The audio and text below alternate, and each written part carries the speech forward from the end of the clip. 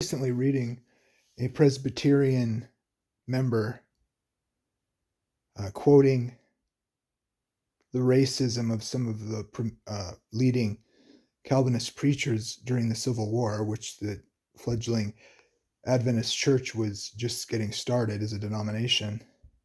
Here's a quote from Ellen White regarding the slave issue amongst the Presbyterian Church, largely in support of slavery, with holding over 750,000 slaves in America during this time.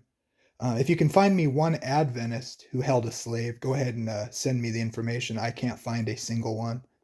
Ellen White said this: "All heaven beholds with indignation human beings, the workmanship of God, reduced to the lowest depths of degradation, placed on a level with the brute creation by their fellow men, and professed followers of that dear Savior, whose compassion was ever moved as he witnessed human woe, heartily engage in this enormous and grievous sin, and deal in slaves and souls of men.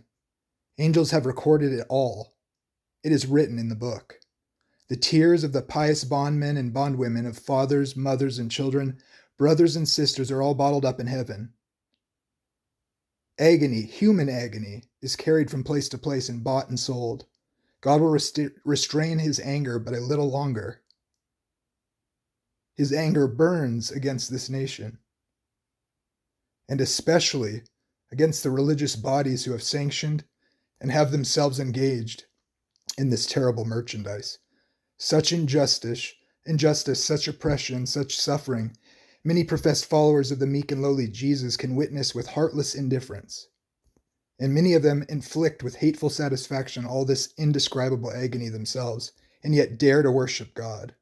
It is solemn mockery, and Satan exults over it and reproaches Jesus and his angels with such inconsistency, saying with hellish triumph, such are Christ's followers."